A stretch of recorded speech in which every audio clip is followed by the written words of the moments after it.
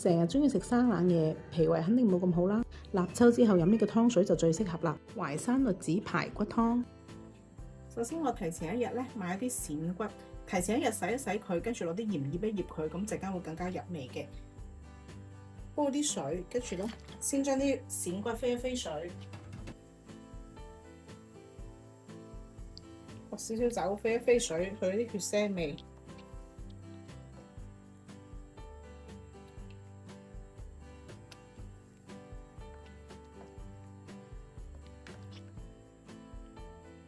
我中意買鱔骨嘅原因咧，係因為佢肉比較多，陣間佢點豉油又可以多一個餸。好簡單飛飛咧，就可以撈起佢備用啦。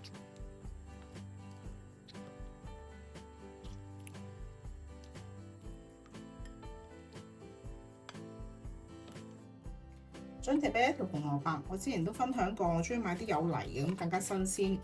粟米。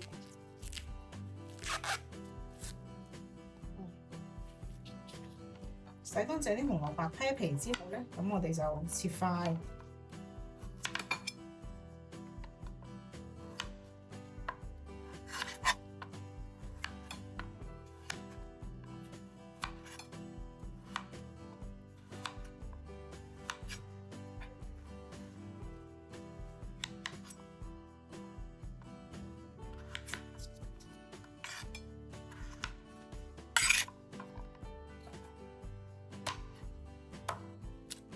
粟米簡單切段備用。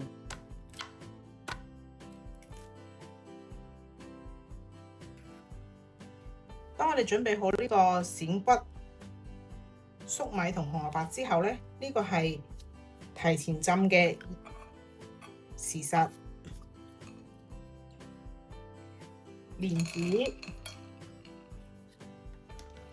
同埋呢個栗子，秋天飲栗子湯咧就最適合嘅。因為栗子咧又叫做神之果，特別適合秋天呢啲乾燥嘅天氣。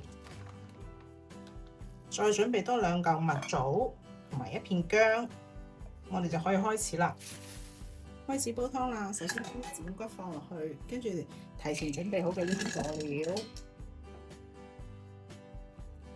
粟米、紅蘿蔔、薑。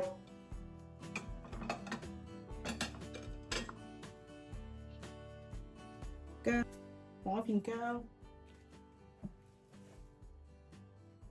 然後撞入滾水。如果你都中意平時喺屋企煮飯煲湯嘅朋友仔，可以幫我點個訂閱，一齊交流煮餸心得。先煲滾佢，跟住滾咗之後細火1個鐘。喺啲湯開始煲嘅時候咧，我哋呢個時候先開始準備淮山，因為太早放落去咧，淮山會溶嘅。咁所以咧，煲湯嘅時候，我哋開始準備淮山，先幫佢去皮。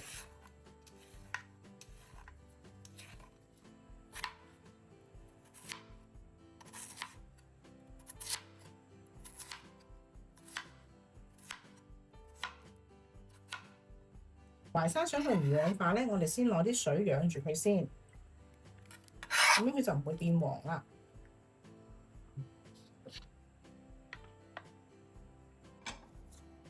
呢個時候咧，我哋已經煲咗35分鐘㗎啦。咁開蓋就已經聞到好香。呢個時候咧，將我哋頭先準備嘅淮山放埋落去，調嗰啲水，將啲淮山倒埋落去。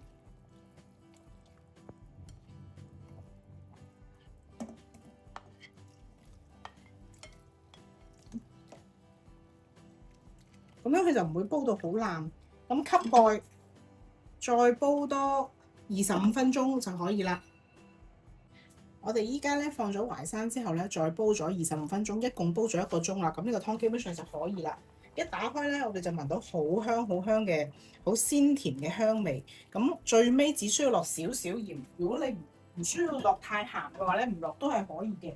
咁我只係落少少。